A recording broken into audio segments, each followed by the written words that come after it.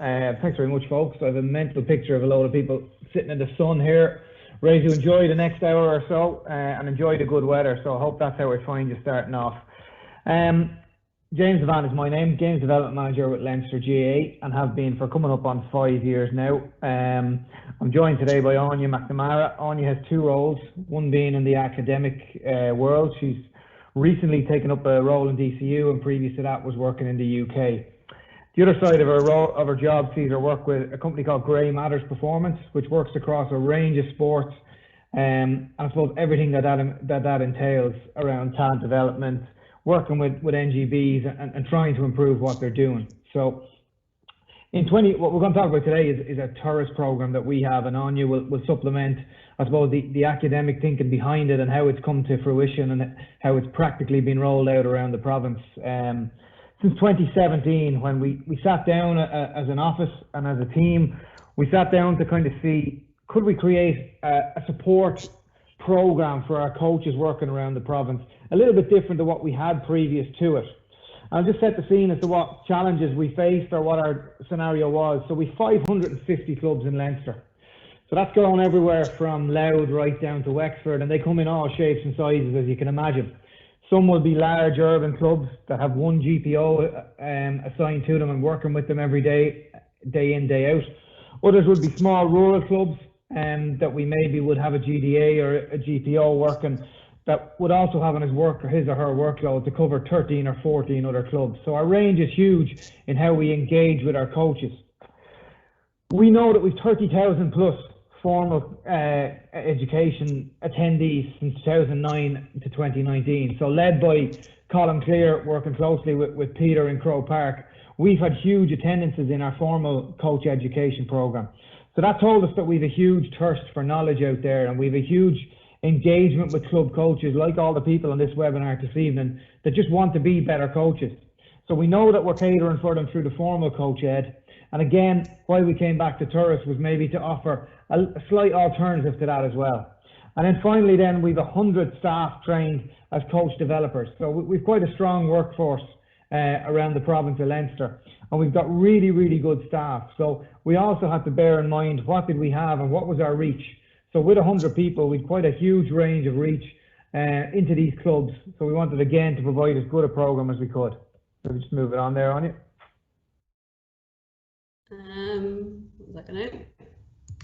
Yeah. So three further things to consider was what was coming from the ground. And when we speak to our staff, the big thing that we hear, and again, maybe many people on this call have said the same thing, what do we need to be doing at each age group? So we'll get the big question, where should my under 8 be? Where should my under 13 be? Where should my under 15 be? So it's all about age specific coaching and where our players should be and how we can help coaches achieve that. So that was a big method, a big factor in why we sat down to create this program. I've talked about our big numbers in formal coach ed, and they're massive. But I suppose the big thing for us is the aftercare beyond that. So currently in our foundation course, there's no requirement to engage beyond that. And we always get a great response during the course. We know that people go home in twos, but we'd love to know what's that like 6 months later, what's that like a year later, what's it like 2 years later, and have our coaches put into practice what they've picked up in our courses. So we like that element of engaging with our coaches. And further to that, we want to engage them in their club setting. So I guess we've all been there on the practical side of courses, and if we're being honest, we've got to raise the question, is it a little bit artificial of an environment? Do we really see people coaching and all that involves with 30 kids arriving at your training session, and how do we handle that as a coach? So we'd like to add that to this program as well, of getting into clubs. We've one simple aim as coach developers in creating TURAS as a coach development program, and that was just to support coaches. So that's what we wanted to do. Our number one requirement is to support coaches, and we've tried to do that across a range of ideas. Resources, number one. So people want resources. If people go to courses, the one thing they'll say is, you know, drills, activities, games, can you give us something that we can go away with? So we do accept that we have to provide that thirst and look after people for that. So we've created a huge range of resources that we'll make available to anyone on this call today. I'll talk to them as the day goes on. One of our biggest challenges is that our players are involved across a range of teams, and that means a range of coaches. So we took the view of looking at the coaches across our three main areas. So our players in the middle of these circles, our footballers and hurlers. Firstly, we know they're in clubs. We know they're in a club environment because that's where we really get our first engagement as a player. Possibly some are in academy squads, and we would like to help our coaches in that program as well. And we know that all our kids go to school. So teachers in both primary and post-primary have a big role. But what this program seeks to do, and this image is very strong in it, is we look to put the players at the centre of everything we do. And by doing that, we look to cater for the coaches in the different areas. So quickly taking them across the clubs. This is probably our primary focus and where we can engage with these people the most. We're all about putting the club at the centre in this program and working with our club coaches. We probably have more time with our academy squad coaches. So anyone working in games development will see these people quite regularly. So across 14s, 15s, 16s, 17s, we've got a great opportunity to engage with these people more often than we probably do at the club setting, because there's less of them. It's county based, which allows a number of people to work with these coaches. So we bear that in mind as well, that academy squad coaches, we would have to provide maybe a little bit extra and dig down a little bit deeper. And I'll talk you through how we've done that later on. And finally then, in the school environment, it's probably a little bit more challenging. So in a primary school, it's very much what our guys do day in, day out, where they might have that 40-minute session. And we've asked them to put on a slightly different hat, to leave something behind. So when you go in to take a session, you're as much a coach developer with that primary school teacher as you are a coach to those kids. And then at post-primary school level, we see this as a critical part of our player pathway. And it's very often quite a competitive environment. It's very often a knockout environment. It's an environment where maybe coach development or player development can take a back seat because of the competitions that we put in front of these people. So we'd like to work with those teachers maybe at a different angle to what we've done previously and try and be more of a coach developer to them, which we've probably failed them in the past. So that sets the scene of what we wanted to do, and develop coaches across these three areas. Knowing our environment in Leinster was quite a large scale, but also knowing we had quite a lot of staff. So we set about creating resources, and then we were fortunate enough to be introduced to Áine and the work she does.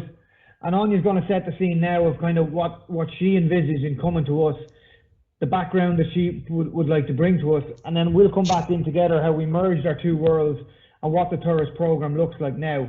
And rather than you just sit and listen to what TURAS is, we'll also try and, maybe to use a word you're going to hear later on, is test and challenge your coaching this evening and see maybe the areas you feel you could develop, and maybe we can take from beyond tonight into real coach development with yourselves. So I'll hand you over to Áine now to set the scene on her background and her input into the program.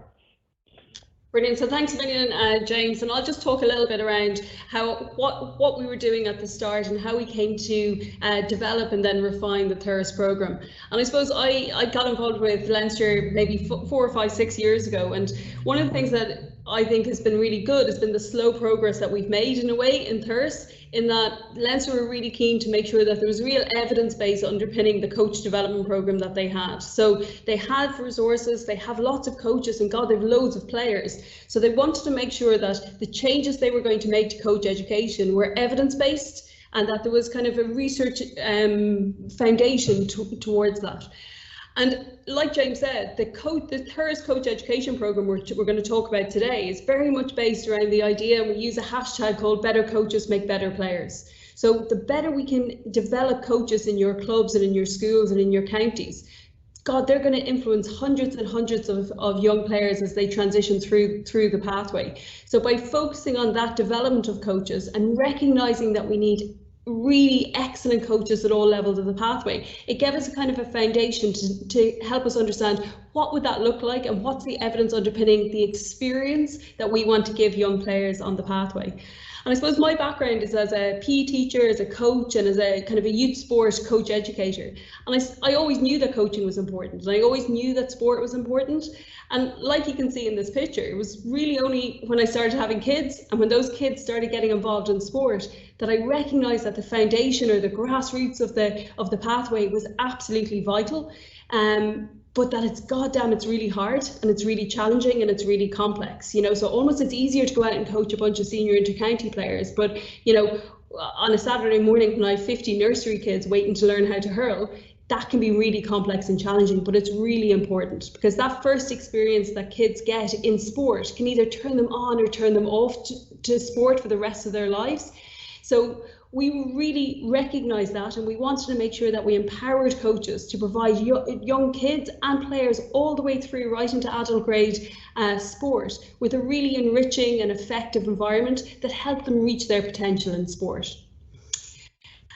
And I suppose there's a couple of kind of background things that kind of helped our understanding of what that programme would look like.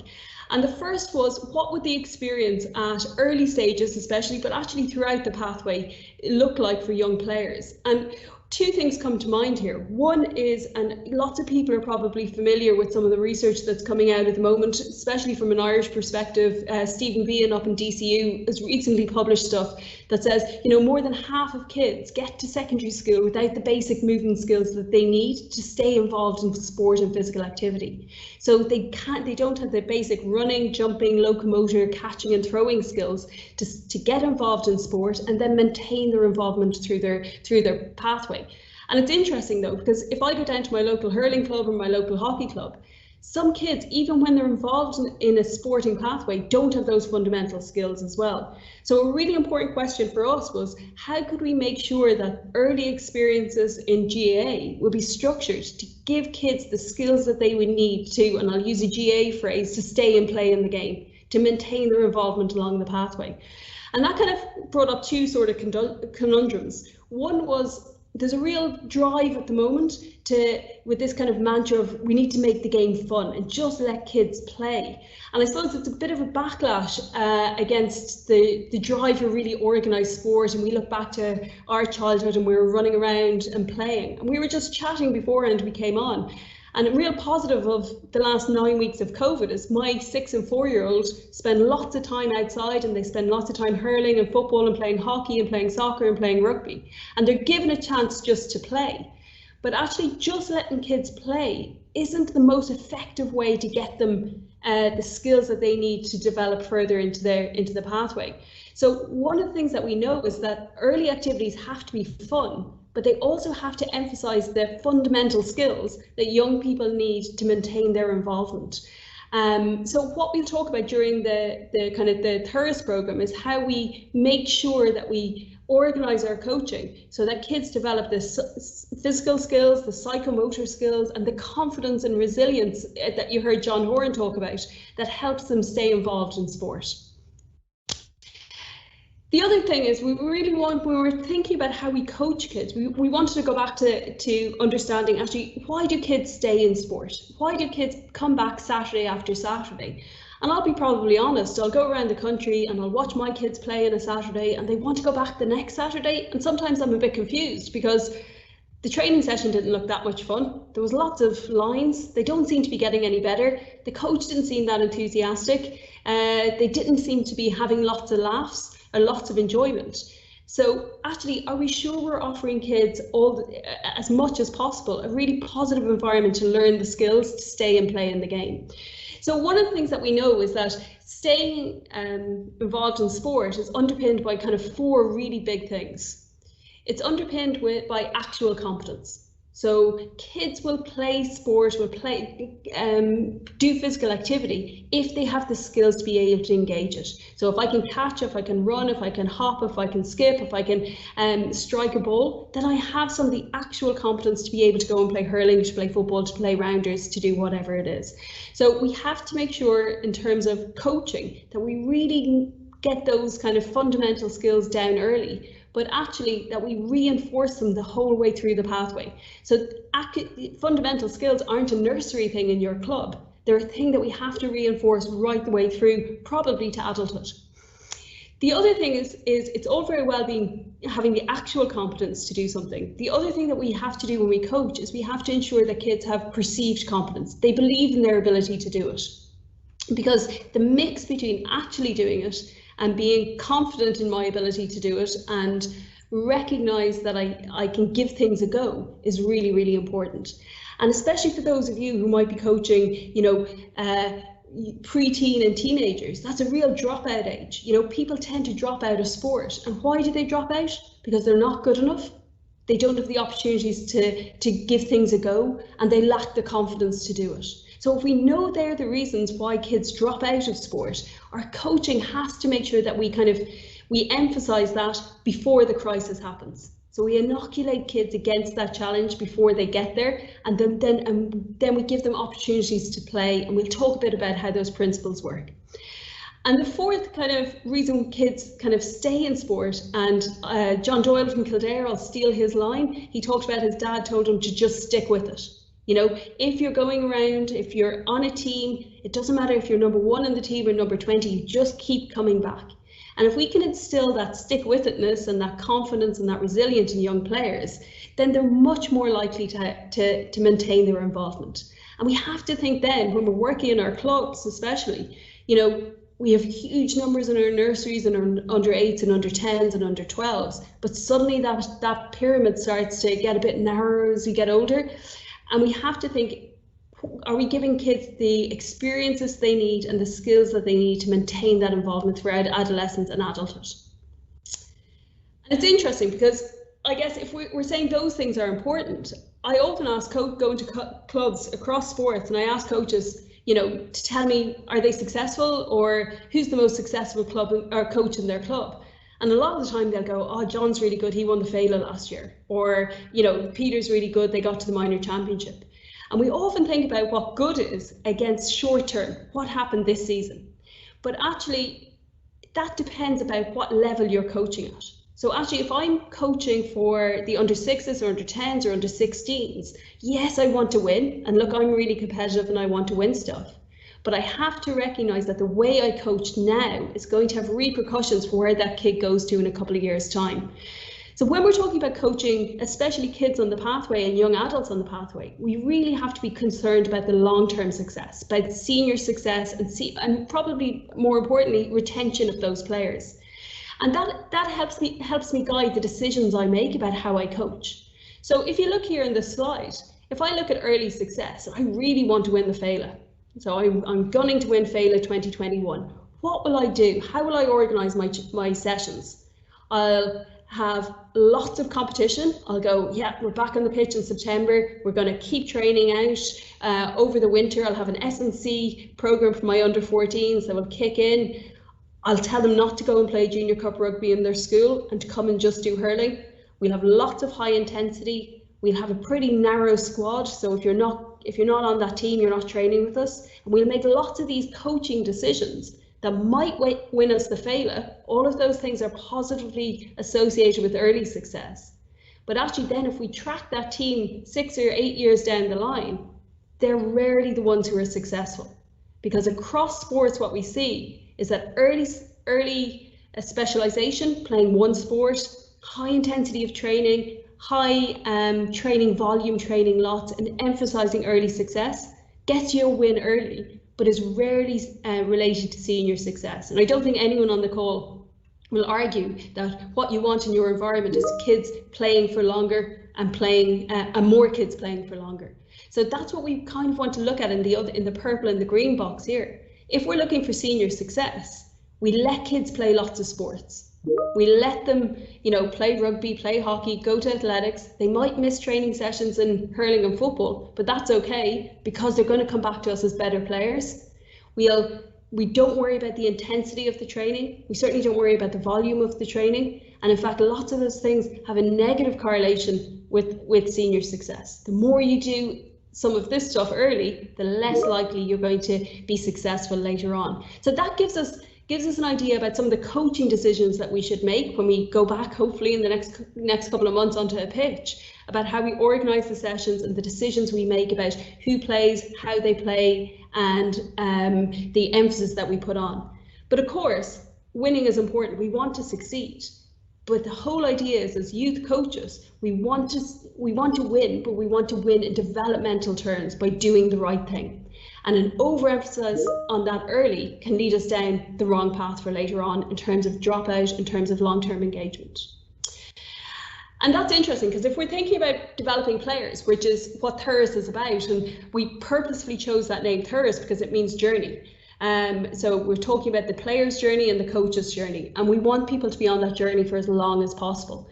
And developing young players is a marathon, not a sprint. And I'm guessing lots of people are familiar with what's called the relative age effect. So if I go into Laois under 14s or Dublin minors or Cork Camogie under minor team, and I look at people's date of births, much higher percentage of those kids are going to be born in the first couple of months of the selection year. So if the cut-off date is 1st of January, those teams are overpopulated by kids that are born in January and February, and less kids are on that team that are born in December and November. So this idea of these two circles here. And why does that happen? It doesn't happen because something miraculous happened 9 months before January that got these kids good at hurling and football. It happened because those kids born in the first quarter of the selection year are usually physically more mature, have usually had more coaching opportunities, so they look good early. They look like the real deal because they're physically able, they're physically more mature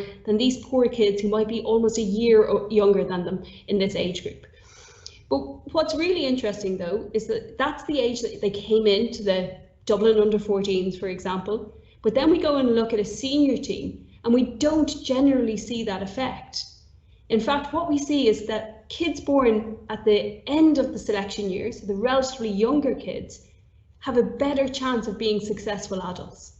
Kids born in the start of the selection year have less of a chance of being successful adults. And that really got myself and the people I do research with, got us thinking, why would that happen? What happens in the coaching and development environment that leads to that outcome? And one of the things that we figure is that the first quarter kids are pretty badly coached. Early on, they get by because they're physically able. They get by because they're physically stronger than their peers, and often coaching and often competition allows them to be successful because of that. But they don't develop the range of skills that allow them to be good, successful adults. They don't, and especially when their peers start to kind of match them or surpass them in terms of physical characteristics.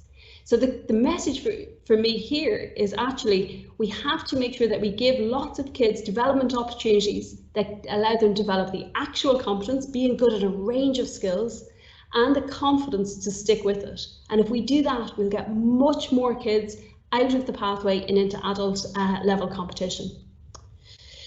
And that's also interesting because this slide looks kind of complicated, but it's not.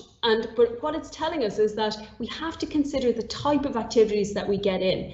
And look, I'm like lots of people probably on the call. I'll get kids in and they're on my hurling team or they're on my hockey team or they're on whatever, and I want to do loads of that activity with them because I want them to get good quickly. So we'll do a very sport-specific training program, like this big straight line that you see here.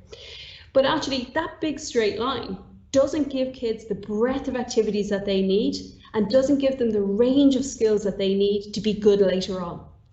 Even more importantly, for those of you on the call who are working with young adults or teenage players, a really important thing happens during that playing span. They grow, they go into puberty, they get injured, they have a growth spurt. So what we really need to do when we're coaching kids, we need to give them a range of activities. And we need to make sure we look at the fundamental skills all the way through the pathway. So when we do lots of hurling and football stuff here, then we do lots of general stuff, or we let them go and play lots of different sports. Then we do hurling and football stuff, and then we do more general stuff or lots of other sports, etc.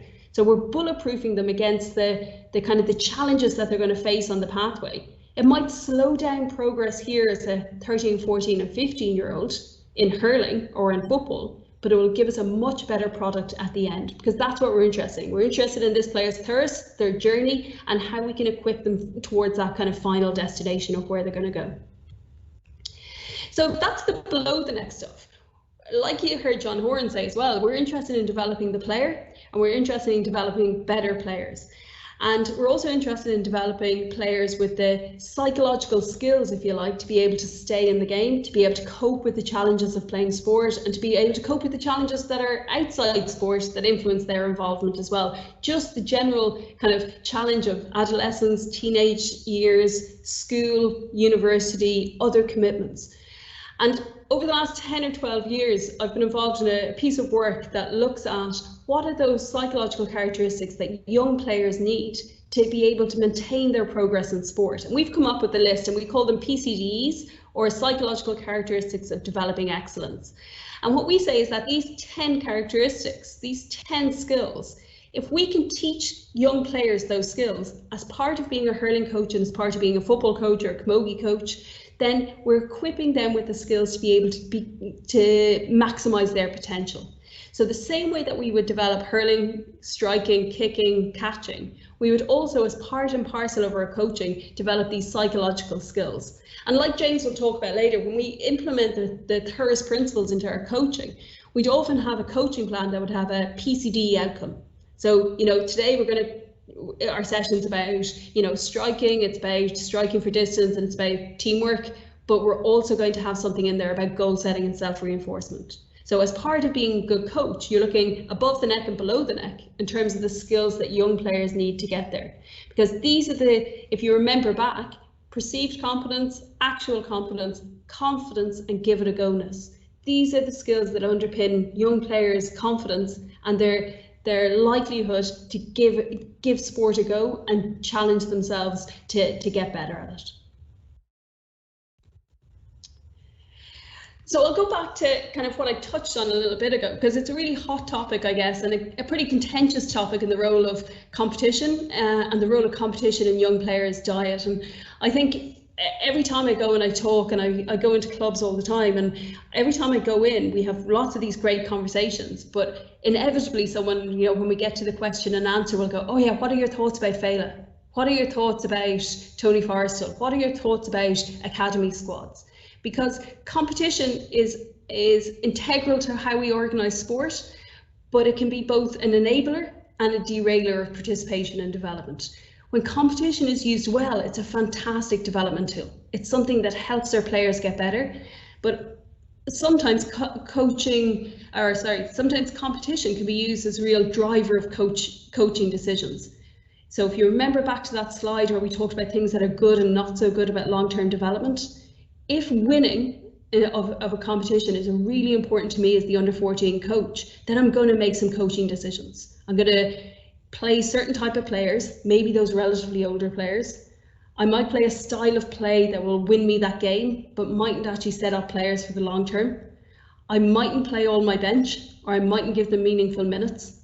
And therefore, am I really narrowing that experience, if you think about that Christmas tree model I showed a minute ago, too soon for short-term success rather than long-term success? And there's loads of examples, and I use this idea from Dennis Bergkamp and Ajax in Holland, which is probably touted as one of the optimum talent development environments in youth soccer. And it's clearly a really competitive environment. Their job is to develop professional footballers and to sell them to other clubs to finance their own club. But what he says here is really interesting, is that sometimes in youth sport, you put your strongest player on the bench to let other people shine, or you put a right-footed player who can't do anything with his left on the left side and force him to use his right foot. Of course, you're probably going to lose when you don't use your strongest player. But in the end, when the player gets out of that pathway, they know how to use their right and left foot. They know what it means to be top and bottom of the pecking order, and they have understood the range of skills that they need to make it at the top. It might limit your underage success, but it has really positive long-term repercussions. But of course, there's all sorts of pressures on us when we coach, even when we're just coaching in our clubs or at that level in terms of competition. And as a bit of the other end of the spectrum, I show this picture of this Cardiff school a lot, where the Cardiff school banned video challenges to their three-legged race because parents were coming in worried why little Johnny didn't get the bronze medal and he was pipped at the line, and they had the video. So there's no doubt that people really value winning, but actually we have to understand its place in the pathway. And a nice kind of hurling example is the Tony Forrestal All-Ireland competition. So the Tony Forrestal is an inter-county All-Ireland competition at under 14. A couple of years ago, a nice journalist sent me this after I gave a talk at a conference, and it shows really interesting. Not one winner of the Tony Forrestal under 14 went on 4 years later when it was under 18, or 3 years later when it was under 17, to win that minor championship. So the team that won early in the pathway weren't successful later on in the pathway. And that makes me think of all sorts of things. It makes me think, who's doing the right thing? So maybe the teams that didn't win here, the teams that came second, third, fourth, fifth, and were there or thereabouts, were using the competition appropriately to drive their development to get here. On the flip side, maybe the teams that won here, so if I'm Cork in 2013, and I put a lot of emphasis onto that team, onto winning that team. I cut my player base. I worked with my best 22 under 14s. We trained all the time. They didn't play Junior Cup with CBC. They did all this kind of stuff just to win the Forrestal. And I'm not saying that's true. But 4 years later, that had repercussions about where that minor team were and on to senior as well.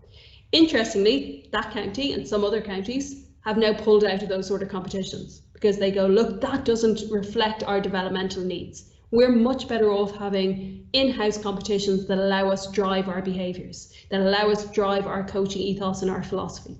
So I guess for me, the bottom line is that we have to think carefully about how we use competition, because competition is absolutely important. Kids want to play. I want to play. We're competitive in our house when we're, on the trampoline. We have competitions all the time.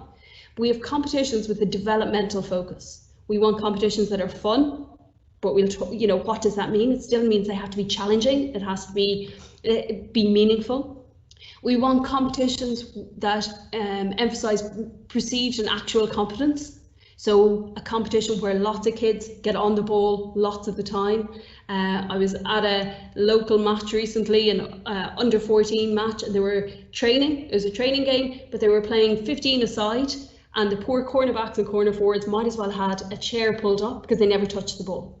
That developmental competition might have been much better as a 7-a-sides. Gives more people a chance to do stuff more often, have time to learn, to practice, to make mistakes. Lots of touches, lots of decisions, lots of actions. So and we'll talk about it later, often we see a bit of joystick coaching, coaches on the sideline telling players to stand here, do this, do that.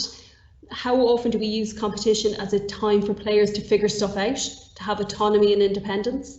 We want competitions with degrees of variability. So my local club will go and play James's local club one day because his club is rubbish and we're good, and I want to give the boys a bit of a confidence boost. But another day we'll go up and we'll play a club in Dublin that are really good because I want to have a different sort of challenge there. So, or some days I'll play my strongest players in certain positions, I won't play them in other positions, but I want to give them a variable diet of competition to support their development.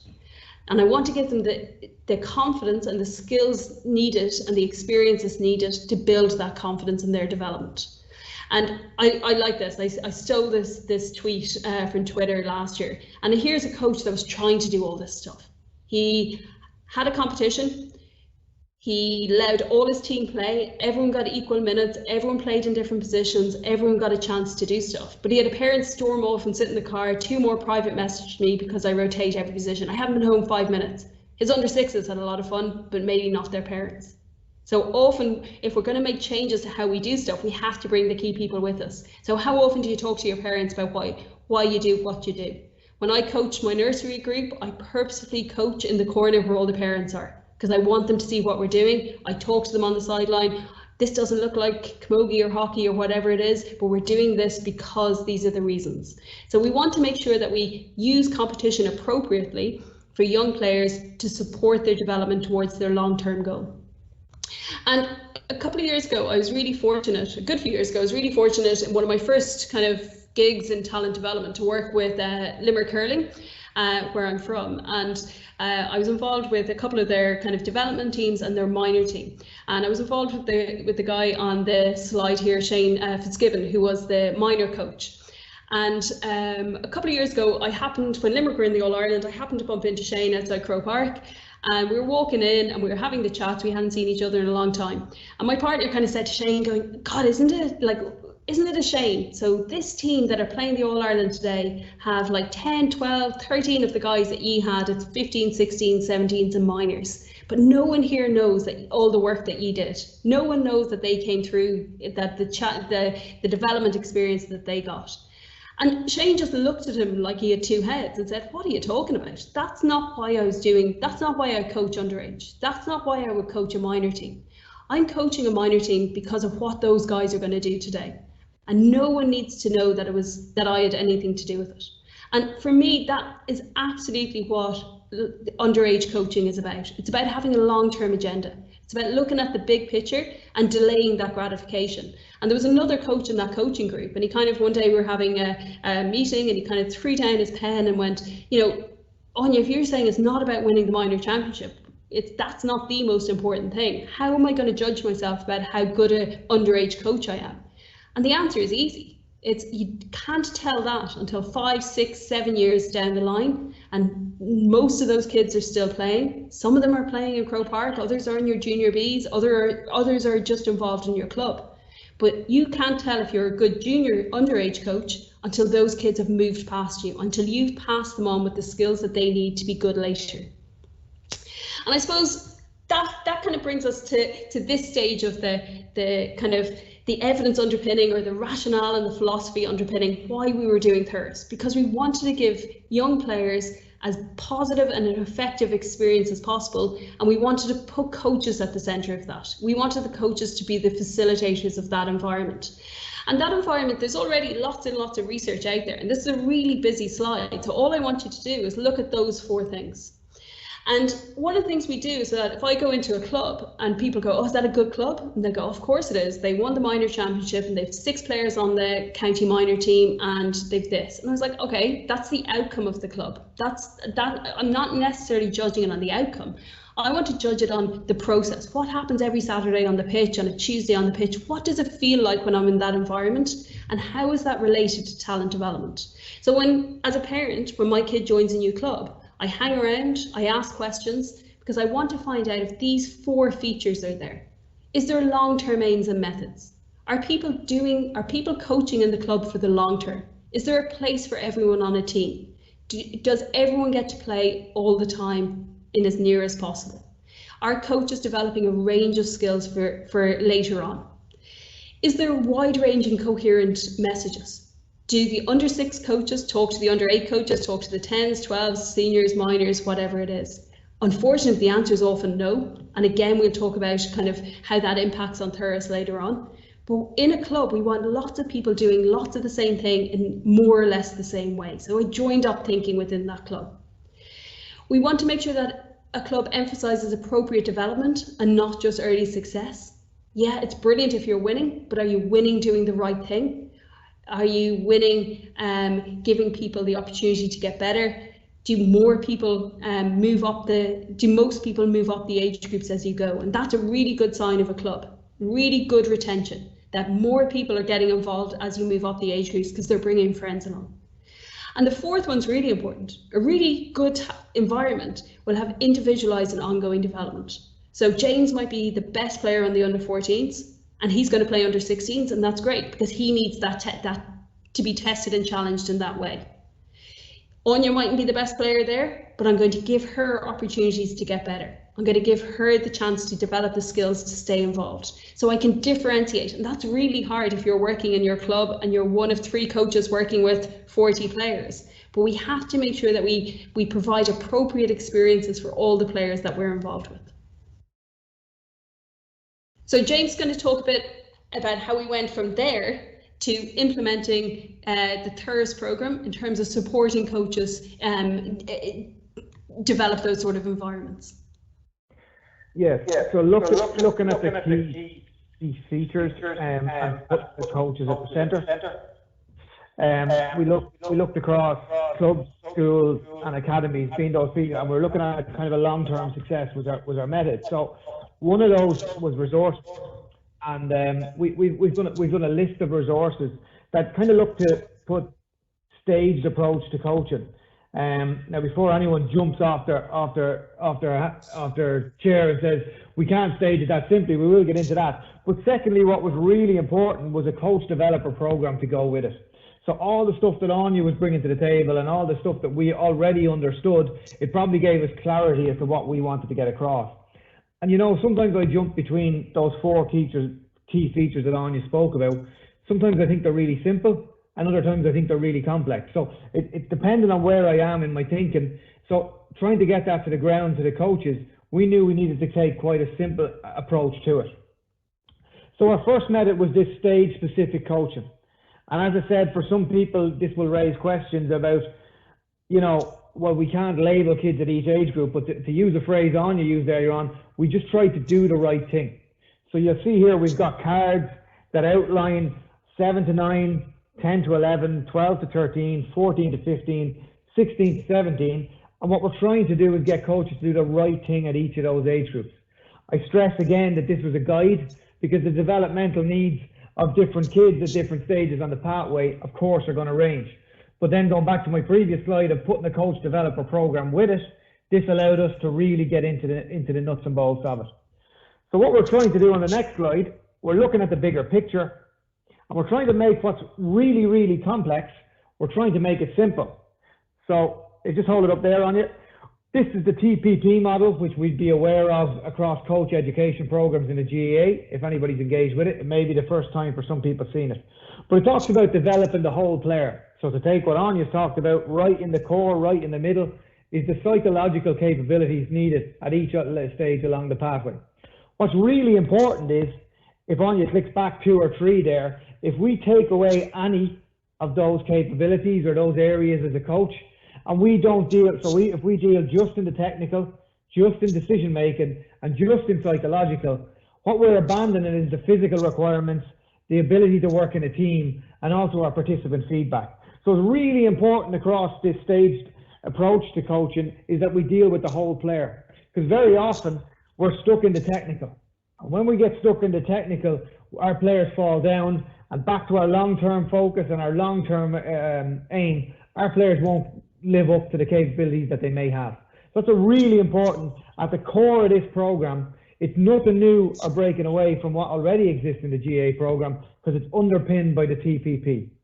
So if we click on it, we try to describe what that is at every stage along the pathway. So here, it's at 12 to 13. We've got a player in that age, and we look to try and say, where could we help to develop coaches technically, tactically, team play, physical fitness, participant feedback, how do they understand what we're doing, and then across the psychological focus, which is a huge area. Interestingly enough, when we set out to do this, these 4 circles along the outside that are going to come up as Áine clicks in, they became what we thought was really important was going to be the circle in the center, but really in terms of TURAS and coach development, it was all the stuff on the outside. So what does a coach need to know? So we set a few tasks at each stage for the coach to know and to improve their coaching.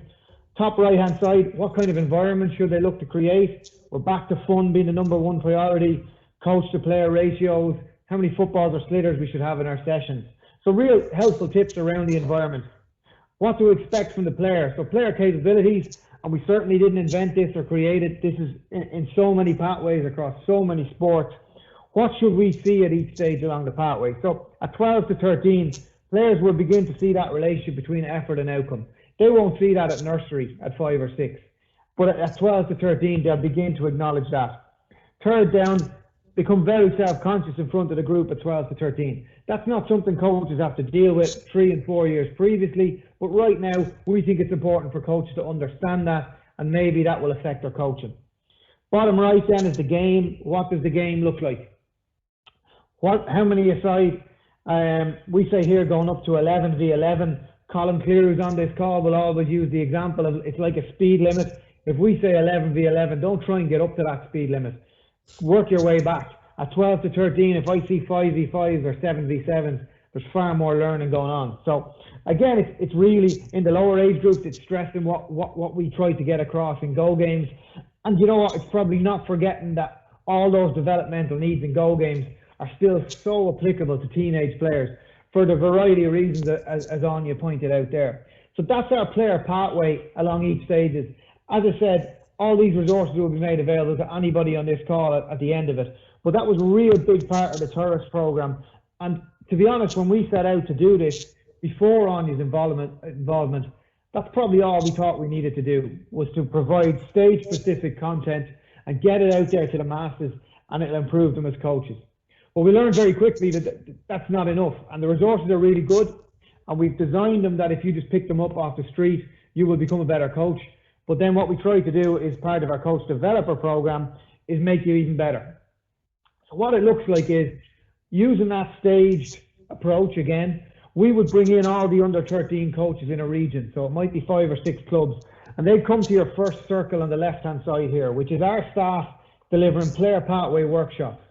And I suppose the beauty of these is that you come to a course that's specifically about what your coaching looks like on a Tuesday and what your game looks like on a Saturday. So again, back to our formal coach ed, where we try to cover everything. Yes, we have it split up into child, youth, adults within the course, but we don't really dig into what that content is because it would be impossible to do. So here, for the first time, we try and dig into what an under 13 coach should specifically be looking to do in his sessions at the weekend. And we've had really, really good feedback and really, really good embracing it. That's just the workshop. And again, I suppose that's stage 2. If you pick up a resource and never engage with us, we think you're a better coach. If you come to our workshop and don't do anything beyond that, you're a better coach.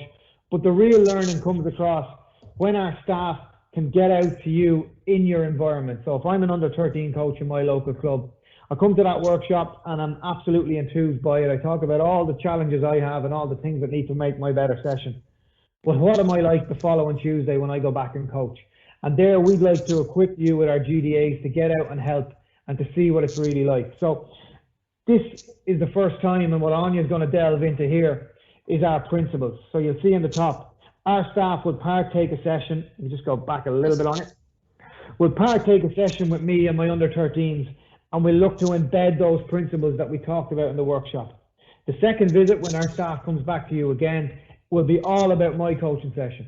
And now I'm working with my coach developer and staff, and it's me delivering the session, and we're working together to what that looks like. But the key thing here was, for us, the discovery of principles. So what I've spoken about for the last 3 sessions is what we coach. So it's what we coach from 5-year-old that walks into the club up to our under 17 and into our adult players, because it's really important to know what we should be coaching all the time. But the real kicker and the real improvement is how you coach. And if we then are able to equip people on how you coach, then we think we're on the pig's back. We have the what, and if we can really improve the coaches on how they coach, then that's it. Before I hand you back to Áine, the simple way for me is, if we all go to our coaching workshops, which are really, really good, and we see the best in the business, we're seeing what they coach. And we probably try and come back and aid that session back with our possibly our kids sessions, our youth sessions, and our adult sessions. But what if we were able to say, why is the coach doing it, or how is the coach doing it? Then we'd more understand what he's doing his activities for, how he's delivering them, and how he's getting his players involved along the way. And that would really allow us to deliver the session back even more powerful. So Áine's going to talk now about what she brought to us in terms of those principles and how it's underpinned what we do. And then I'll come back in to talk a little bit about the results of that and how it's made our coaches better coaches. So brilliant, thanks James. And I guess what we did was that we looked at exactly what James said, is that often when we're thinking about coach development and coach education, look, and I've been that coach, I want to come in and I want to get a bag of drills and a bag of ideas to bring back to my session. But actually we've really tried to challenge coaches from nursery right through to intercounty level to go, actually, why do you do things in the way that you do it in your context for the players that you're coaching? So that's what these 5 principles look at. Don't underestimate the time. It got us to match them to the word TURAS. So the first principle goes, we want your coaching to be testing and challenging, that all players should be challenged at their individual level. The second one goes, we need to understand that the player is at the centre of the game, and that's been clearly depicted in the resources we've shown. Or we want it to resemble the game. that it wants to be game-based. Now, as you'll see later, that doesn't mean that every session is a game. That doesn't mean that every session looks like a hurling match or a football match or whatever. But it does mean that the things that you're coaching are part of the jigsaw that allow people to play the game. We want all players involved all the time. And for me, it's like people often ask, you know, what resources do you need in a club? And you need two resources. You need people and you need balls. The more people you have, the more balls you have, the more chances players are going to be involved, they're going to be engaged, and they're going to be learning. And finally, the last one is probably the most important one. It needs to be an enjoyable, developmentally appropriate and holistic GAA experience. And if we can get those principles right, and if we can kind of interrogate our coaching against those principles, the chances are the players that are coming to us are going to get a really positive experience. It might be challenging, it might be difficult, but they're progressing and they're getting better as a result of it. So I'll talk a little bit around each of those principles. And I guess the first one is this idea of it needs to be testing and challenging. And I use this idea of if you've had a kid, or if your kid has ever learned to ride a bike, it's pretty frustrating and it's a pretty difficult thing to teach them. And for me, it reminds me of coaching. So if I go down and coach my under 10s or under 12s and I tell them to stand at this cone and hit the ball to that cone and then run to there and go to there, the session looks really good. It kind of looks like my kid cycling her bike in stabilizers. She's able to cycle up and down the village, she can get there, but she's not learning and she's not getting better. And I think that happens a lot in coaching. We see a lot of joystick stuff, a lot of very safe things where people are almost running through the motions. And we don't really learn in that way if we're not tested and we're not challenged against where we want to go. So for me, coaching is about taking off those stabilizers. So it's about within my session, I'm going to let people fall. I'm going to let people mess up. I'm going to allow them time to figure stuff out. Like the lady in the second picture, I'm going to be there to pick them up. Yeah, but so it's like when I'm teaching my kid to cycle, I'm almost holding her when I take the stabilizers off first, but I have to let her fall to figure out how she gets better. And for me, that's really good coaching. Giving kids a chance to get up, get down, and move around and try things out. And like the guy in the last picture, geez, the success of that is that we're developing autonomous, independent decision makers that are able to play the game at any level. Often when I work in a inter-county setup, we'll talk with coaches and they'll go, yeah, geez, James is a great player. He's a great minor, but he just can't make a decision, or he can't do things without me on the sideline. Often because on the pathway, he's just had the stabilizers on and he hasn't had a chance to fail. And a couple of months ago, I was giving a talk and one of the coaches, we were talking about this, and he said a really nice example. He said his kid plays soccer and he goes down to the soccer club and he looks in admiration at the under 10 soccer coach because all the kids are sitting in a line. It looks really neat. They've all the stabilizers on. They're waiting their turn. They're going up, doing their drill, coming back, etc. And he went, geez, I'd love to be a hurling coach like that because my sessions are chaotic. The kids aren't listening. There's balls flying everywhere, etc. Until his kid came home after a soccer session and said, I don't want to go back again. That's boring. I'm sitting down. It's no crack. It's no fun. It's not enjoyable.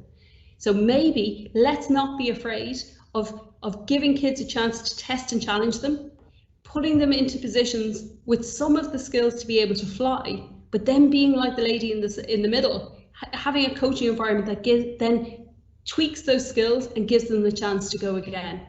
And I think this idea of a skateboard park is a really good kind of analogy for coaching. If you ever go down a skateboard park, there's lots of kids from 4 to 40 and they're learning how to skate. There's no coaches around, but they're teaching each other. And they're not just having a go at it, they're purposefully working hard. The older kids are working with the younger kids. They'll do a bit of video analysis and record themselves and go back and try again. And it's tough going, they'll fall down, they'll get hurt, but they'll come out of that kind of chaotic up and down kind of coaching environment with a really robust set of skills. And for me, that's what we want. We want a coach that knows when to step in and step out, knows when to test players, knows when to make it really comfy for players when it's getting too much, but tweaks the environment so that it's a really positive learning experience. And so that's the first principle. And the second principle is that we have to understand that the players are at the center of the game. And I don't know, some people on the call might have seen this story maybe sometime last year, and it was an open letter from an under 14 player in Limerick, and it was about how he'd stopped playing hurling, and it really struck a chord for me. So I'm not obviously going to read the letter, but what it says is, look, I grew up in Limerick. All I wanted to do was hurl. I would have done anything. I went to every training session. I went to every match. I was there all the time, but I never got put on. I got 5 minutes at the end of a game. I didn't get on sometimes. When I asked the coach, you know, why didn't I get to play? The coach said, oh, come on, we want to win this game. The player talks about how they had an attitude of win at all costs and didn't care who they upset, that they were shouted at for not doing the right thing. So there was a really big important game. He wanted to go. He did the training session. He got called into where the team was being announced, and he told he wasn't going to play. He wasn't going to get on the pitch. And he came home, turned around to his parents and said, look, I'm never going to hurl again. I want to give up hurling. Why would I put myself in that position? And that's a 13-year-old boy and we all have probably similar stories from our sports that do that. And the key thing for me is, though, if we do the right thing early, we'll be like these guys and we'll walk the steps of the Hogan Stand and lift the All-Ireland. And we'll set people up to just play in the game. By doing the wrong thing early, we might get some of this elite success, but we mightn't, and we certainly won't get lots of people being retained in the game and playing at all levels as they go through. And I heard someone talk about this recently, and it was a really good idea. It's a really good mantra to have. You don't want to be anybody's last coach. So if you're coaching young people in sport, you don't want to be the last coach that they had. You want to make sure that you put their interests and their ability and their potential center to what you do, and that you move them on to someone else who will give them another positive experience. And look, I haven't met a coach yet who goes out to do a bad job. I've met hundreds of really enthusiastic, really careful, really considerate coaches. And our idea around the principles is almost that it gives us a chance to audit our behaviour. So going home in the car, did I put the player at the centre of the game? How did Johnny feel when he didn't get on the pitch? Did I talk to him afterwards? And it gives us a chance to almost think about the decisions we make through the eyes of the player, and gives us a chance to put them central to the decisions on the pitch. So the third one is that we want it to be player-centred, and we want to give them the skills to stay and play in the game. So this idea, it's an old idea, if I can't catch, I won't play. So if I can't catch, okay, I can sail, I can do kind of a couple of other sports, but I certainly can't play hurling, football, rounders, camogie, whatever it is. If I can't strike, I won't play these games. So it's really important that we get these fundamental skills early to ensure players that they perceived an actual competence. Again, people often think of these fundamental skills as nursery or under 8s or under 10s. And now I'm working with the 14s, so I'm going to teach them to field under a high ball with defence, but the kids can't catch a ball. So I sometimes, like the Christmas tree, I have to go back to basics. I have to think about the fundamental skills that the kids have before I move them on. The third principle is that it resembles the game. And I think this is a really important one, and I guess one that is really important to the type of activities, and James alluded to it earlier on. And the first real thing I'd like to emphasize is that kids are not mini adults. So the same sporting experience that we give them as that we have as senior players is certainly not applicable to be underage players. I've sat at big matches and I see people taking down the warm up because that's what they're going to do with their under 14s on a Saturday. I see people go, oh, I'm going to bring in the Dublin whatever coach to help with my team, but he's coaching these adults and you're coaching the under 16s. So horses for courses. So we have to make sure that we're giving kids experiences that are appropriate to their age and stage of development. Even when they're really good kids, really high performance players, they still don't, an adultification of the game still isn't appropriate in terms of how we coach them. And I think a really important thing is that we start with the end in mind. What do we want to get out of our competition? What do we want to get out of our training session? And for me, this is one of the principles that I've seen such change in terms of the coaches that we've worked with over the last few years. And it really comes down to the type of activities that happen within a game or within a training session. So because of this, we see much more small-sided games. So like James said, the 11v11 is kind of like the limit on your credit card. It's not a target. We want to do smaller amount of games because we want people to have lots of touches, lots of actions, lots of decisions. We want to see as many players involved all the time. So I'm going to take a busload of kids down to Limerick to play a game. Instead of, you know, taking one team down and 10 kids sitting on the sideline, I'm going to play, you know, six-a-sides against whatever club it is. So I'm going to organise my involvement to make sure that kids play lots of different games. Now, I won't do that every Saturday. Other Saturdays I'll play a full type of game. Other Saturdays I'll do something else. But we have to make sure that we've a mix and a kind of a variable diet of experiences for them. We might have skill sessions, we might have debriefing, we might, I work with some coaches who do really nice stuff around letting players do the half time, letting players debrief the other team, letting players make substitutions. We get them involved because they're some of the skills. If you remember the psychological skills, if we can design our activities, all of those things resemble the game. They're the things that make people good in the version that we have at the end, then we have to make sure that that's how we coach. And again, we just simple things. We have to make sure that the context fits the young player. I was at a blitz last year, an under-8s blitz, and there was an under-8s blitz, and there was a small sliotar being used. And I was like, why? Oh, because those kids are moving up to under-10s next year, and they need to get used to it. It's like, I don't, you know, you have to think of the context your kid is in now and your players are in now, rather than looking too far ahead in terms of what they're not prepared to do. And there's some really nice examples. You know, lots of balls, lots of movement, people making decisions, chaotic. We'd probably like to see, you know, more videos will show game-based stuff where there's different outcomes to different things that are going on. So we want coaching that has all players involved all the time. We want lots of touches, lots of decisions. So less stand here, do this, do that. More giving players a chance to figure stuff out that might look awful on the sideline, but it's a really positive learning experience to get them there, to get them the skills that they need for later. And the final first principle is that it should be an enjoyable, developmentally appropriate GAA experience. I use this idea of Man City under 5s elite team. Thankfully, our nurseries don't look like that yet. But in other sports, we put these labels on kids early about who they are and what they're going to do. Actually, we've no idea where under 5s, under 8s and under 10s are going to end up. So we have to make sure that we give as many of them an enjoyable experience. Use appropriate, developmentally appropriate activities. Not challenge things.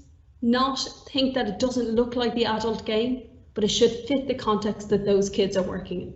So what we've done with those 5 principles, just give some examples about the rationale underpinning it, and then what it would look like in different contexts. And like James will talk about now when he comes into how it would work, it's just good coaching. It's actually giving you a framework to make some of the coaching decisions that lots of you are doing anyway, but just with an eye to giving the players putting the player at the centre of those decisions.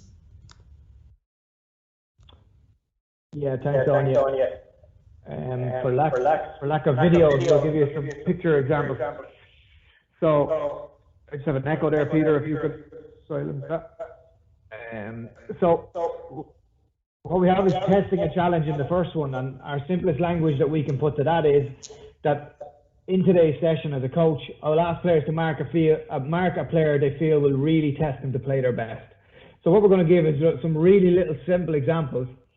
While this is probably the first time you've seen these 5 words together, I can guarantee you good coaching is good coaching. And there's lots of these things that you're doing already. All we're trying to do is create a checklist or something to reflect on all the time to assess your own coaching. So in order to test and challenge them in all their sessions, a really easy way in the game at the end is you ask the players to pick someone who they feel will test. There's lots in that, and empowerment of players, and that they understand their own ability and the players' ability around them. So just moving on it. Yeah. Secondly, on Áine's second principle, how that might look like on the pitch is that we might, during the course of today's session, I will strive to give 4 of my players individual feedback from our most recent match and see can they act on it during today's session. So that's really, really powerful stuff. And that's not 20 kids in front of you, 30 kids in front of you, teenagers, whatever, adult players. That's you individually talking to a player, making an observation on their game and asking them to work on it in that session. That is unbelievably powerful, and we find that coaches aren't doing it. So that just comes down to your communication with your players and really showing those players that you're looking at the game. Thirdly, then, on resembles the game, I think because there's been a huge amount of coach ed in this, and it's very much embedded in our GAA coach education program on games based, we really do this really well, I think. And it's something we want to stay doing and not move away from. Today, all my activities are game based to bring all the skills of the game into play. Something that could be really, really, really hard to involve in your session. Play a game, you're bringing all the games. Of course, there's a place for individualized in isolating a skill in activities and trying to spend maybe a section of your session on that. But by and large, we're looking for game-based sessions. All the players involved all the time, lots of touches, lots of decisions. One thing that I'd say straight away, and Áine said it, if your session doesn't look like it has lots of footballs or lots of slitters, you're never going to really hit this principle. So that's one thing you can go away straight away. But one of the things here is, today I've set up activities to ensure my players make a huge number of individual and team decisions. And crucially, at some stage during the session, I'm going to ask 3 players to explain a decision they made during the course of the session. You might ask them individually, quietly, ask them in the course of a game, why did you make that decision? Or you may stop the session really quickly, ask the question, and they'll share it back with all the players. One thing you won't do doing that is standing on the sideline and watching the games happen and maybe refereeing it from afar won't allow you that interaction. So for me, in asking players about decisions they're making, really important that you put yourself as a coach right in the middle of that game. Okay, so if a game starts in sessions, very often our coaches stand back and think their work is done. Throw yourself into the middle of it, position yourself right around the game and ask players about decisions they're making, because that is the one part of their game that's really difficult to develop through activities that you set up. It's them that will make the decisions and them that will improve themselves as players.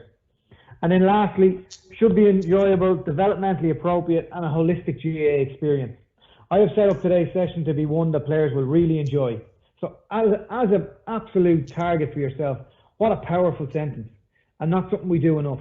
Will your players enjoy your session? I will encourage laughing and fun throughout the session. So how many times have you seen a coach maybe ask for quiet, tell players to stop laughing, give out the players for messing, whatever it might be? It happens all the time. I can say it because I've definitely done it.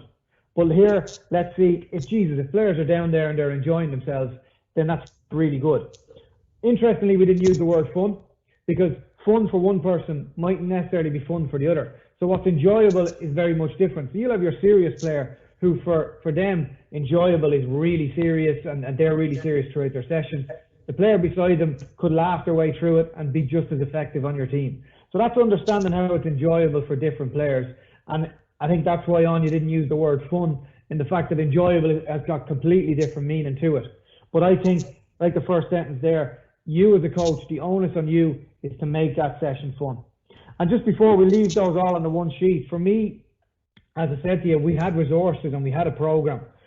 But what we didn't have was principles before Áine's involvement and putting words around it. And I started by assessing my own coaching in it.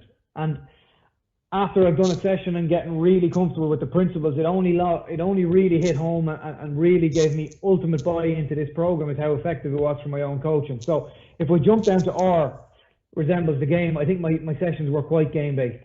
I think I generally got all the players involved all of the time, lots of decisions. I think I was quite good at that.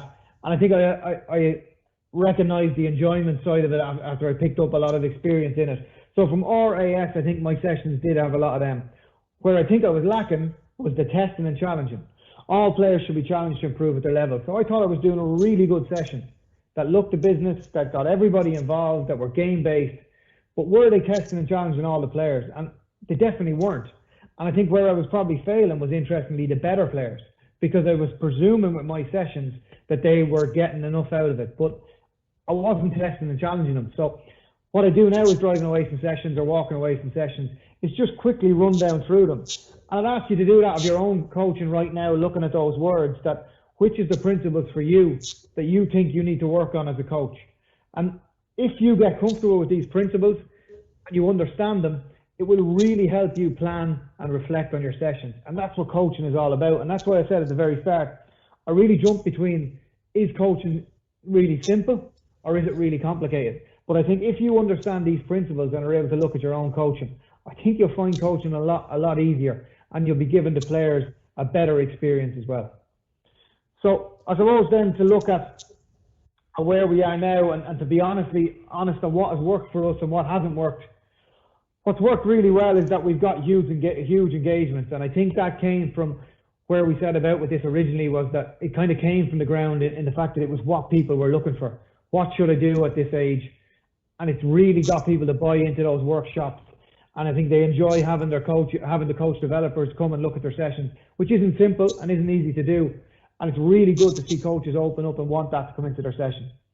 What didn't work for us was our consistency in our message. And I think, as I said, we started this in 2017, so 18 and 19 were our 2 full years.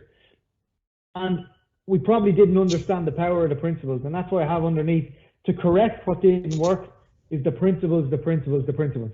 We have the content, we have the what. We've got resources that are getting out there and getting into the hands of so many people. But really, it's the principles that underpin what we do. And it's the principles that leave something behind with it. So we talk about self-sustainability in a club. Jesus, if your coaches understand their coaching and are better coaches under these principles, as Áine says, better coaches, better players. So it took us a little while to learn the importance of those principles, and I'm delighted for people seeing this the first time today. We can jump and fast forward straight to that. So, and I think to reinforce the importance of those, just looking at 3 real pictures, you'll see here we've got one of our coach developers going out, feet on the grass, working with an under 6 coach, and leaving behind on that sheet behind the resource card there, the coaching principles and how the coaches can work with it. So just scanning through the next photo as well, please, Áine. It's just reinforcing the same message. And then, interestingly, in talent academies, and look, there's a huge amount we can talk in this program, and hopefully you'll engage with us again along what we do here. But back in November, we brought in all the county minor hurling and football managers, coaches, backroom team, selectors, or whoever was running the coaching sessions for people. We threw an open invite out there, and we got a really good response. So we're in Tullamore with Áine. We had Niall Corcoran, coach of the Laois senior hurlers and working in Dublin as a development officer. With David Goff come in, with James Owens, and with this guy Jack Cooney, who's about to start a study with Áine around how we can make this even more impactful and how these principles can really help our talent academy coaches. And I think Áine said it very early that for an under 6 coach right up to senior inter-county, and we have that in our with Jack Cooney, with Niall Corcoran, people working at the very top of our game, looking at these principles and making their coach better, down to my local club where nobody's ever coached in their life. They try and take on a nursery program, and if we can provide what to do at nursery and then a couple of visits to show them how to do it, the improvement of them is just through the roof. So it's from the top of our game right down to the bottom of the game. And like I say, as much as Áine's given us the background, we've gone through our resources. We really are scratching the surface on what we do in this program, and engaging with it will hopefully show you the power of it. That's it. So I think for 2020, you'll forgive me, this slide and this plan was put together before March 17th when our world collapsed around us. So what we wanted to do was take it from the age appropriate specific stuff that we've done it over a couple of years. We've now moved into a club-based community of practice. So what we've done is bring all the coaches in 2020, from nursery right up to under 17 and adults if they come in. And we've all the coaches in the room, and we're going through our principles. Again, we're going through the content and the age-specific stuff. So we've kind of flipped it from, I suppose, a coach developer program. It's now a club developer program. And if you'd allow me to dream for a second, or yourselves in your own club, that if every single coach in your club was a better coach, and we got all the grass stuff and the pitch stuff right, everything else will roll in behind it. So again, if we recruit right at nursery, under 7s, 8s, 9s, and we make those people better coaches, they mightn't coach beyond 10 or 11 as the demand for numbers of coaches falls off, but I can guarantee you they'll reinvest their times back in the club, and they're involved in what we do. So this is a coach developer program but it's become a club developer program because we're trying to get everybody in, and that club-based community of practice allows us to do that. So that was our plan in 2020. We've got huge amount of activity. We're so lucky with the staff we have in all our counties, and they're rolling out webinars that have got huge numbers coming to them, and we're just dying for this to lift. That we can. The plan is that we've delivered that online, that we can now go on the grass and deliver what we wanted to do in that visit 2 and visit 3. So please God, when we when everything goes back to a little bit normal and we're back on the grass, the webinar stuff we can build into it on the grass as well, so it hasn't changed what we do. So that's what we're hoping to do for 2020, is grow the thing and try and empower the whole club. Because I should mention that that feedback came from people that coaches that engaged with the program with us, saying this is really good. God, I wish the age above and the age below were doing the same thing as us. So again, we've adapted, as Áine said.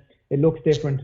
It looks a hell of a lot different now than it probably did in February, but I think it's robust enough to carry those challenges. Fantastic. And I think, for me, the real thing around the TURAS principles is just kind of like what James was saying, is that this isn't a blueprint of how to coach. We want different types of coaches doing different types of things in your club. So the way I coach isn't how the under 10s or the senior or whatever coaches, but we actually all coach with the same sort of principles.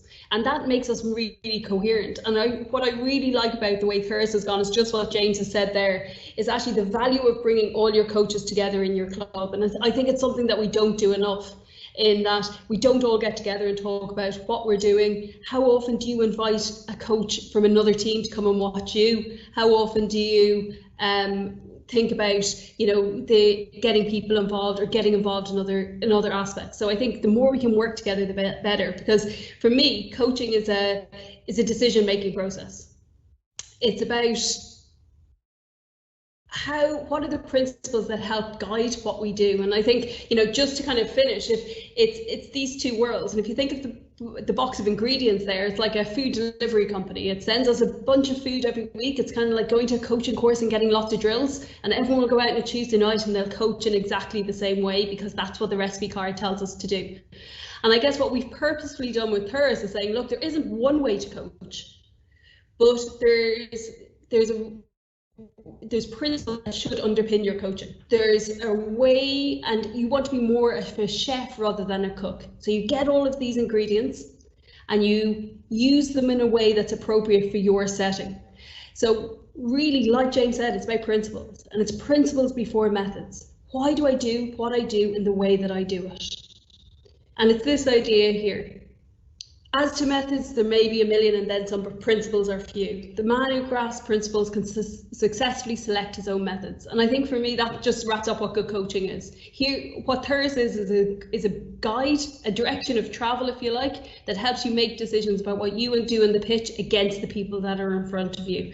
And for me, I think, Leinster GAA have to really commend it in going about what was a pretty, complex process to get here, but really striving to make sure it was evidence-based, that there was rationale and there was reason behind not just the content of it, but also the delivery of it. And I think the impact it's had on coaches at all levels of the game is testament to that kind of the work that's gone on behind the scenes of it. So I think on such a beautiful early summer's evening, you've probably listened enough to us kind of talk around it. James and I's contact details are there, and we're more than happy for people to get in touch if you've got questions or queries. And Peter, if there's questions now, we're more than happy to take them, I think.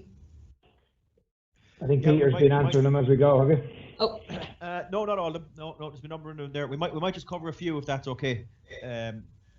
Just because there's obviously a huge amount in there, and it might be nice just to have a few different questions. You mentioned a lot about the early specialization, and one of the questions here is one that I think a lot of us have been banging drums about for the last while. Does the GAA or do GAA clubs have a huge advantage over other sports because we have hurling and football and handball and rounders? Absolutely, and it was actually in my notes to talk about. It's the advantage of being in a dual club, which thankfully most of our clubs are, is that I will play hurling and I will play football and I will have opportunities to do other stuff. So yeah, being able to develop that range of activities, but also I think it's not being afraid to let the kids go and do something else. So not being afraid to let them go and play rugby or soccer. The key in that is that it's a pain for the under-14 coach if some of the players are missing some of your sessions, but they'll go away, get a range of experiences elsewhere, and if you make your sport the best destination for them, they'll choose to come back to hurling or football or whatever at 16, 17 or 18 when it really starts to matter, and they might come back as better players. So yes, we're definitely at an advantage in GAA because it's a multiple sport organisation, and for the most part promotes that. But I think as well, not being afraid to allow people play other stuff. James, you want to add anything there? No, I think that's 100% answered right. The range of sports we offer, I think, is something that needs to be looked at as a positive and maybe not a negative, that sometimes it can become a conflict. I think play everything. What about those clubs then where expectations from, we'll say, officialdom can be quite high about success and competitiveness? And how can a coach who subscribes to everything that we discussed tonight, how can they convince those gatekeepers in clubs that this is the right way to go? I think for us, it's a great question. I think for us, it's probably part of what we plan to do in 2020 with that club. If you have all your coaches in the room, one of the activities we ask in the workshop is, what kind of a club do we want to be perceived as? Or let's outline a pathway that people who wear this crest look like. And you'll very quickly get the masses in the room, or the most people in the room look, funnily enough, along the development line of things. And when you get all the coaches in the room with that powerful, strong message, then I wouldn't like to be the coach that goes out and maybe doesn't live those values or goes against the grain of the club. So I think it's one of the things for us, Peter, of getting that club interaction and creating. We do arrive with a player pathway, but we actually let them create it before they see it. And then you've got all the clubs. We haven't wrote this from scratch or anything like that. This is what people see, and very often it matches up to it. And then, like I said, you get the consensus in the room that this is the way we want to go as a club, and breaking that or going outside of that room, I think will show up for everybody else in it. And just to add to that as well, of course, doing the things that we've talked about today doesn't mean you're not going to be successful. Actually doing things right can get you success as well. It's a byproduct of doing the right thing, but you're right, it's having buy-in. I'd suggest parents are a really strong buy-in. So if you can get parents on your side in terms of why you're doing what you're doing, that is a lot of leverage.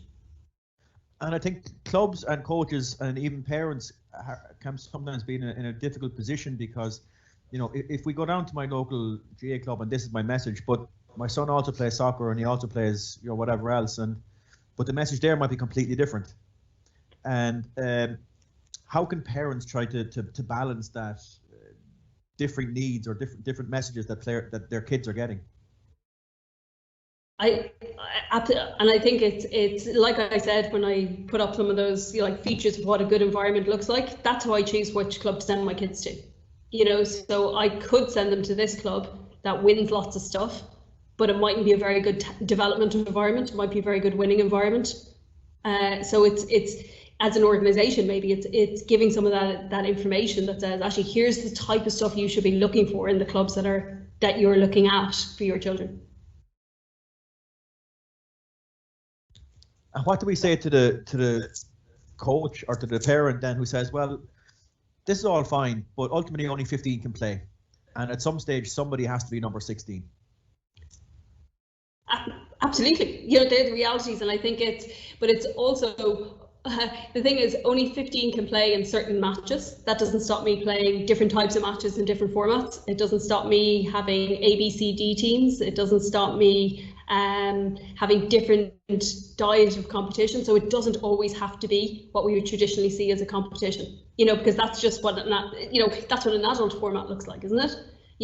Why would that be appropriate for a 14, 15, 16-year-old? So I think it's also, though, they're the structures that are there, and that's a real reality. So that's how our sport is organised. But actually, good coaches can coach really well within those structures. So maybe I don't play the same 15 every week.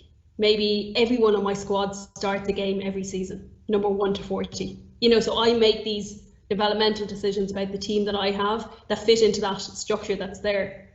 I might mean I don't win, But, you know, I was giving, we had the same conversation at a workshop a few months ago now, and a coach, we said, who's the best underage coach you've ever seen? And they talked about this ladies football coach who did exactly that. They got to county final. He gave everyone equal playing time, 1 to whatever it is on the squad. They lost the game, but all those girls came back and played the year after, and the year after, and the year after, because of the coaching decision that was made. I think, yeah, and I love it. I think in other sports as well, we're seeing this. I ask people to be a brave coach, and Áine's message of don't be anyone's last coach. And I think if you're brave and you look at games opportunities different, and you seek out extra games than what is maybe there in the official games program to allow you to do those things, they're the brave coaches and they're the good coaches. And I think they're coaches that would find a lot in our principles and move away from traditional. And I wanted to maybe, just before we finish up, speak about some of the academy stuff that you mentioned, and it's interesting you brought up the Tony Forrest's slide. I put that stuff together, I'd say it must be 10 years ago, and it still holds today, thankfully. And interesting, you were talking about the second place and third place. Only one team finished as a runner-up in Tony Forrest and one minor subsequently, and that was Clare when they won the minor in 1997. Every other county, it's been a completely different set of teams. So yeah, it is a really, really interesting statistic. And you want? Yeah, sorry, and it's interesting because if we see it across sports, so all the information across multiple sports says, look, being the most successful junior is really badly related to being a very successful senior. The odd ones do, of course. You've got Venus, you've got Rory, you've got whatever, but they're the unicorns. They're the one and whatever. What does matter is being there or thereabouts. So there's information for your academy stuff. How deep can you keep your pool? So if I've got Elite under 14s or Kildare under 14s or whatever, that team probably shouldn't be the same 22 players at minor. There should be ins and outs. There should be flexibility in who's in there. There should be a broad pool, etc. Because getting in and getting that environment is important, much more important than winning it. So that's there's interesting kind of rationale there for kind of the academy structures as well. Yeah, that was going to be the next part of that question. What would a good academy program look like then? I think for me, having been involved in academy programs and now working across all the counties in Leinster, I genuinely think it comes back to those 5 principles. I think from the top to our most talented players, testing and challenging, they come through academy programs untested and unchallenged. And I think it's like the Bergkamp stuff. Do we drop our best players or play our best players out of position? And then I suppose down, if we were ranking them 1 to 30, how big can we make that panel? As Áine says there, the more we can carry, the better, and give them a good experience. And I genuinely, obviously blinded and biased as I am, I think if our coaches in that program live these principles and coach through these principles, I think the rest looks after itself. So to me, everything we do in games development is coach development. And I think coaches looking at a developmental process in our academy squads, everything else will fall into place. And just to add, absolutely, and I think one of the important things for me from being in and around academies for the last 10 or so years is that they're often seen as part of, but not really part of, the inter-county structure. So how often does the senior coach right down to the under 14s get together to talk about what's the coherence of the plan? How often does the 16s coach work with the minor coach, work with the 21s, work with the senior? Really rarely, in my opinion. And in my experience, so there's very little sharing of practice in that. So if I'm the under 16s coach, I should really be working really closely with the under 14s and the under 16s, because I'm taking some of their players and I'm preparing the other guys to go somewhere else. And I should know what's happening at senior level, because that's where they're ultimately going to go. And I think if we get a much more joined upness, and then also appreciate that it's a development environment, so that we can, like James said, we can be brave, we can take chances, we can do things differently, because it's about developing players. They get lots of the other types of competitions elsewhere. So it's a real opportunity, if people are brave, to use it with a long-term focus. James, you spoke there about the use of the principles within clubs to identify, what clubs want to be and so on. A number of questions coming through about how we can get our clubs to buy in, especially if you're the only profit in the land. Well, I think if you get them there, Peter, they buy in naturally, and we don't go in turning your club upside down. All we do is go in and facilitate what does good coaching look like, and what does it look like from the nursery right up to adult, and the people in the room give us the answers. There possibly, the buy-in is probably important, that there's a job for that person in the club, or we ask the lads themselves to engage with those coaches and invite them personally. If you get people in the room and you create that community of practice, the buy-in comes from within. It's getting people into that room, which we haven't found difficult. People do come because they're being told something maybe that they haven't seen before and it will help them. But we don't do the magic answers. The answers come from the club, because we all have the answers within our club. And just to add to that, and I think that initiative that James and the team have rolled out about going into the clubs is and will do pay huge dividends, because it's actually empowered clubs then to develop a community amongst themselves. So they're not reliant on, Leinster coming in with the answers. They're coming in with ideas. And actually now what we're seeing is those clubs are getting together and they're working in a pathway. So their 13s and 14s and 15s and 16s are all working together.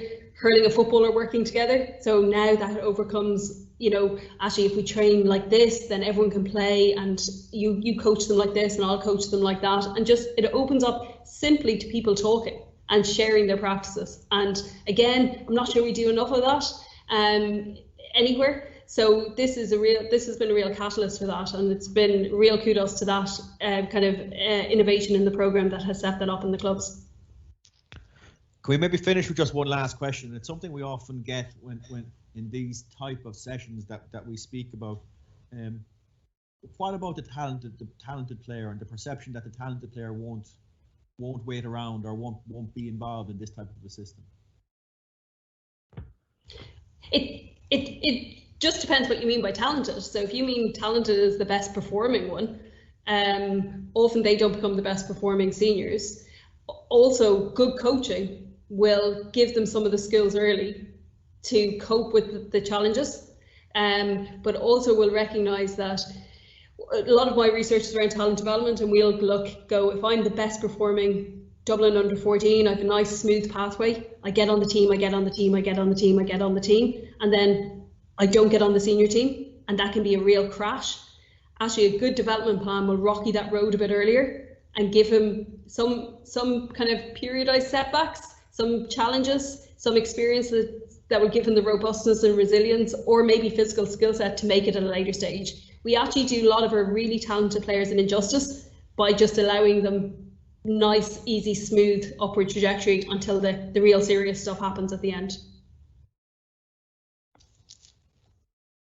Okay. Peter, if I can just add to that, just as we come to James. the end as well, just around resources there, we'll publish all of these on our website. We currently have a number of them up, but if you take down leinsterga.ie as I had as the last slide, we spent a lot of this time adding to these resources with sessions. So we will go live with that on our website in the next week or two. So I'll ask people to bear with us, and then there'll be in the next week or two, we will have all these resources freely available to them, and we don't mind getting them out there, and I'm sure they can be very useful to everyone.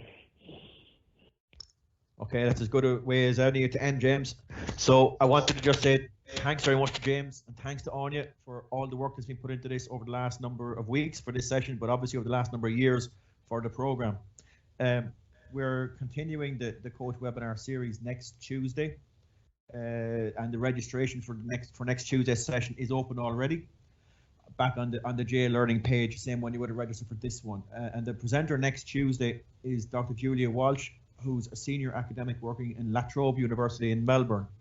Her research interests are specific to coaching and coach education. She's head coach of the Australian Boomerangs, which is an Australian men's basketball team for athletes with intellectual disability. And she also coaches high performance junior girls in Victorian basketball, in the Victorian Junior Basketball League. So Julia is from Australia, as I said, but was over here in Ireland for a number of years, and she worked in UCC setting up the physical education and sports studies program down there until she went back home to Australia.